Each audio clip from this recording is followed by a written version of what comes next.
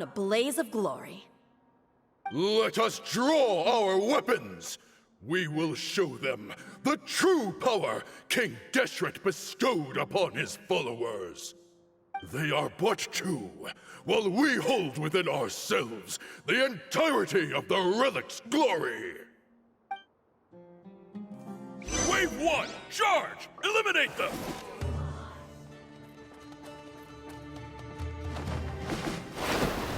Eat this! This is order. Buckle up! Advance! It's showtime!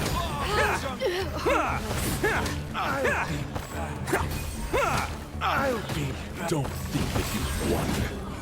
You're just getting started. Order guide you. Solidify! Fall in! Everyone on me! Let's get it on! King Deshret will not abandon any one of his followers.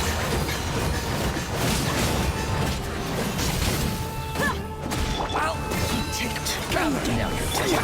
Charge! Let's roll! Who wants some of this? Brothers!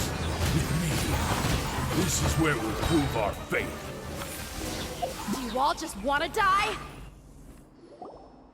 The commander has finally fallen. But they're still coming at us! This place is like a gladiator's ring. They just keep coming no matter how many we beat! Yes, keep fighting! There's no need to fear, and no need to back down! This is our last stand! When the next wave comes, try to draw away their attacks. I'm going to see if I can take out that high platform.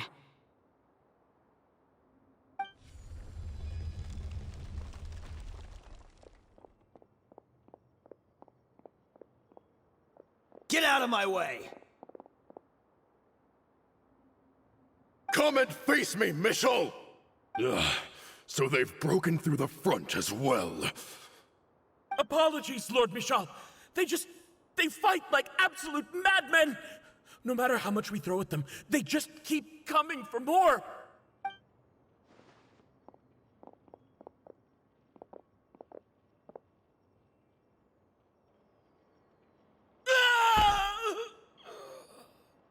So, it would seem like this is the end. Time to pay for everything you've done, Michel. You think I would give you that opportunity? I will be buried in the sand alongside all the rest of our fading glory.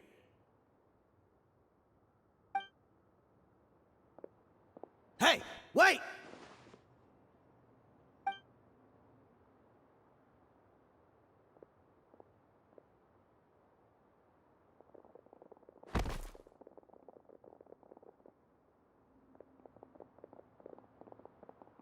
We were too late. It's over. There's no more need to fight. But if you're still going to cling on to your so-called mercenary's pride, then I'll give you all a good beating as well.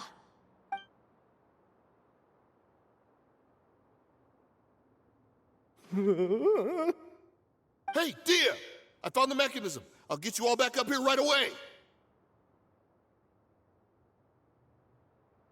Let's go.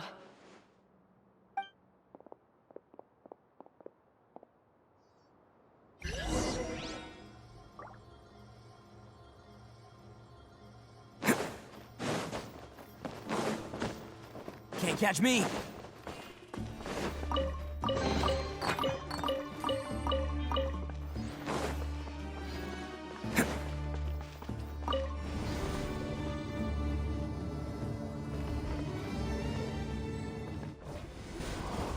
Who are you filthy rats? And why are you always pestering us? You call yourself a member of the infamous Deshret's relics, and you still can't even tell who's made it all the way to your headquarters? Who knows what intent a bunch of rats may have? We try to catch a couple, and you all just show up on the other side instead. How are we supposed to figure out what you're after? Hey, have you ever heard of a man by the name of Kusela? Why would I know? It's not like I'm in charge or anything. This is your last chance to talk. Hey, I said I don't know anything. I'm just an average member here. I'm telling the truth. If you're here to find someone, why don't you look through the records yourselves? Who can remember every name and face with so many people coming in and out every day? The irony. His life became a light for so many, yet to others, it wasn't even worth remembering. Where's the records room? Answer me! It's right over there. All the files are in there. You can go through them as much as you want. It's not like any of them still matter anyway. I mean the old records room. The old records room? You mean the one that got burned down? Kusela. Ah, yeah, I remember him now. The guy who could hardly walk. Watch your mouth. That's our boss you're talking about. He was definitely faking it. We all let our guard down as soon as we saw him come hobbling in. But in the short time it supposedly took him to take a dump, he'd already gotten away and started a fire in the records room. He couldn't have possibly outrun us if he wasn't a fraud. And after that, Deshret's relics fell into complete disarray. Stop wasting our time. Every one of us here is perfectly aware of what he had done. Tell me, where is the old records room? It's just over there. Go see it for yourself if it means that much to you. There's nothing left in there but ashes. No human could ever survive that kind of inferno. Bashar, Tikriti, let's go. We'll leave the others here to guard these guys. Spare them no mercy if they try anything.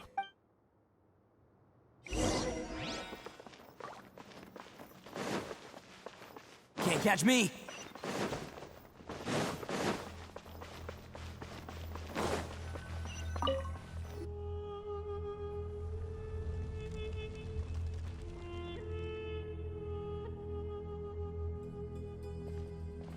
So, this was his final destination. How did he do it? Getting past all the guards with a limp and sneaking in here to start a fire? If he was nimble enough to do that, then he must have been able to get out of here after starting the fire, right? DEHYA. I'm sorry. I know it's just wishful thinking. Let's look around. Maybe we can find something that's been left behind.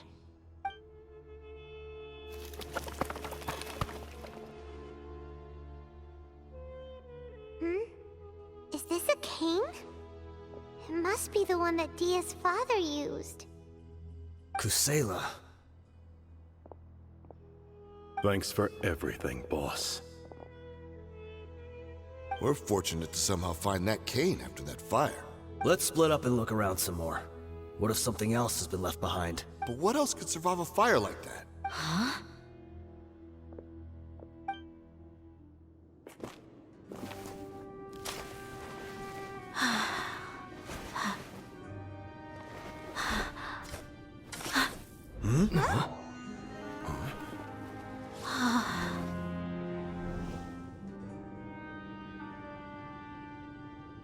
Thought so.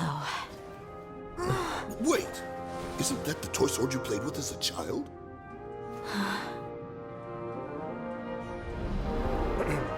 The dragon is no more, for Princess DEHYA has slain it.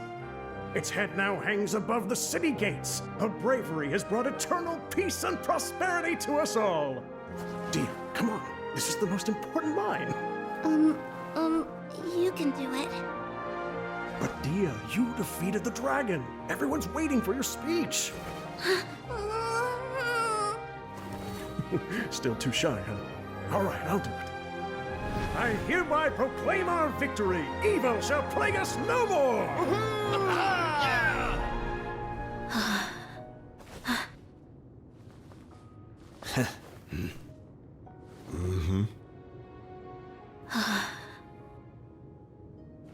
I hereby proclaim our victory. Evil shall plague us no more, Dad.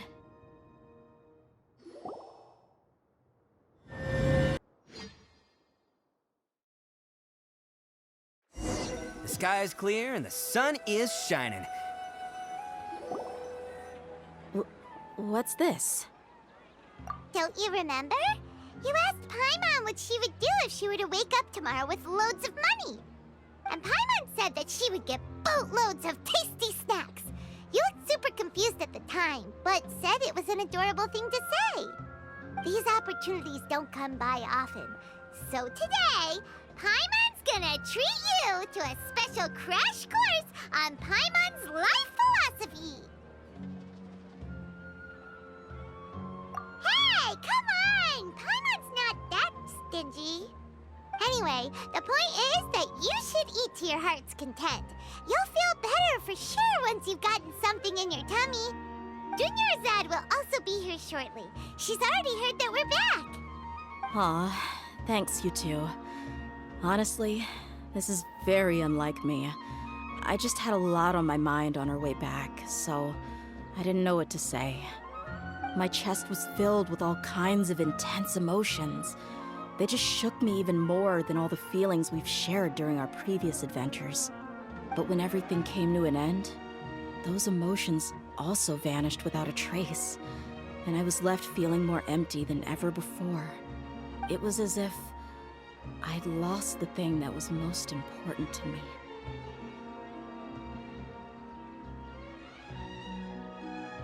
Yeah, you're right.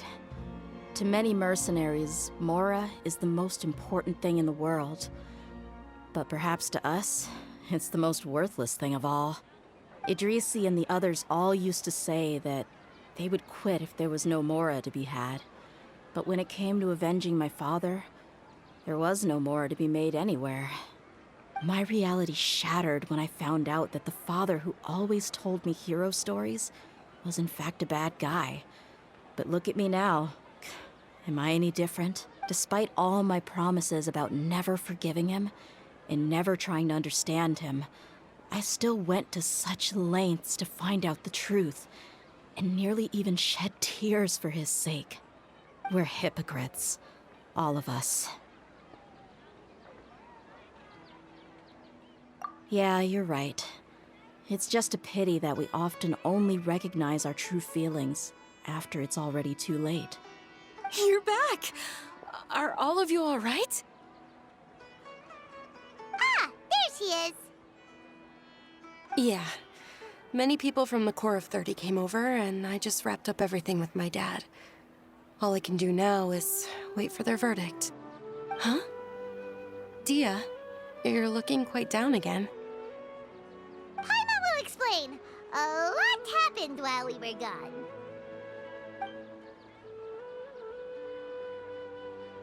I'm sorry. I really should have controlled my emotions better. I just... It's all right, my lady. You were hurt by all of this as well. Truth be told, I'm starting to feel a little guilty watching you cry like this. DEHYA, oh, your pain must be even worse. You shouldn't need to comfort me. Hey, don't worry about me. If anything, this whole thing has finally shown me the difference between illusion and reality. My father probably thought that people could settle into new lives as long as they moved to a new environment. That thought has even crossed my mind a few times. It's like saying, what's wrong with adapting to a new life? However, there was always something deep within my mind that refused to accept it. This impulse brought me great turmoil, and even made me feel ashamed for turning my back on your father's kindness. But now that I consider it again, it all makes sense. The desert sands are a part of who I am, and I will never be able to lead a peaceful existence. I understand how you feel. That doesn't mean I won't be making any changes to my life, though. As an example, I'm now thinking about taking on some small odd jobs. It's just like Idrisi said. I also want to catch up to my father and become a character in his play. Even if the ending of the story may be childish and ridiculous, it won't really matter. Isn't that neat, though? Oh, you'll be a whole new kind of mercenary, one that's not out for Mora. Why don't we go for a change of scenery once we finish eating? What about stopping by the Grand Bazaar again? Right. You said you wanted to get a rug for your family. We'll come along too.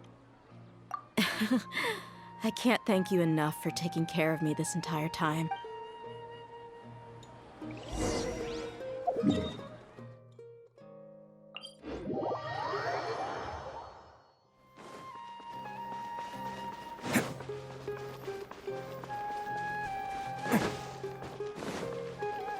catch me.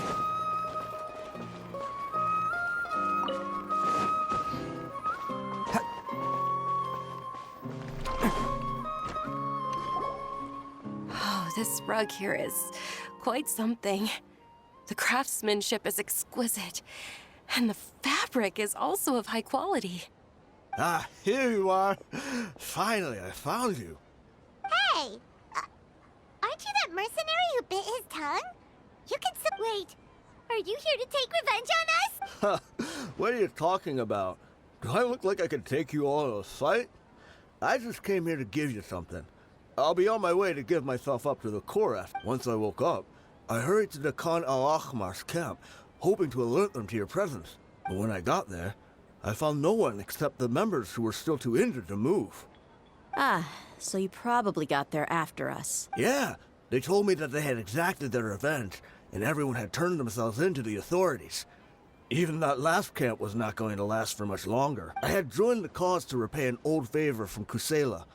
Now that everyone's already turned themselves in, I might as well do the same. One of the injured members gave this box to me, and told me that it contained some of the old man's last possessions. Everything left in the camp will get confiscated, so I figured I should get this to you before the Corps could get their hands on it. Thank you. No worries. We are all just living our own truths. There's no need to comment or judge anyone for it.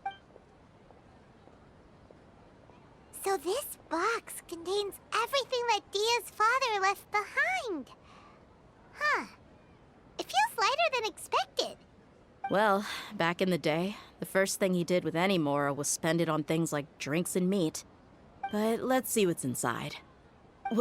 What's this? It's just a bunch of junk. Ugh, it kinda stinks. Perhaps it's just been left unopened for too long. A handwritten copy of a storybook. The paper's already yellowed, and it looks like it's about to fall apart. It was against the Academia's rules to possess books for personal use. If he was going to break that rule, he could have at least copied something useful. That probably means this was really important to him. And here are a few bags of children's snacks. The packaging's completely deteriorated. Maybe that's where the smell was coming from. Did he get those for you? Yeah, but here's the thing, though. Even when I was a child, I was never a fan of these kinds of snacks. He'd always say that he got them for me, but in the end, he always ate more than I ever did. Who even leaves snacks in a box like this anyway? Isn't that just common sense? Forget it. Let me see what else is in here. A razor, some buttons, some round iron tiles, a wooden toy puppet, a wool scarf, which from the looks of it probably belonged to a woman, and a hair clip? Why are these things here? I'm suddenly feeling a little scared. I'm sorry, my lady, but this is just the kind of man he was. He probably saw this box as some kind of personal trash heap and dumped any and everything in there. 2 empty liquor bottles. Tell me, you guys, are these the kinds of things that a normal person would leave behind? Huh? There's something in the bottle! Oh, you're right. All right, I got it out. It seems to be a piece of paper with some writing on it. The bottom part's all damaged from moisture, though. Let's hope the writing didn't smudge. I was suddenly seized with an urge to write a letter after finishing this bottle. I just folded it up and left it in the bottle, though. If I end up forgetting about it, it won't really matter. To Dia. It's a letter for me?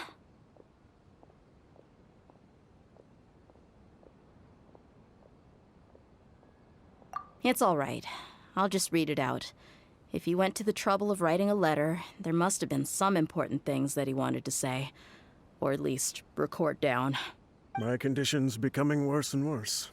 Can't even walk without a cane anymore, much less go out and have fun.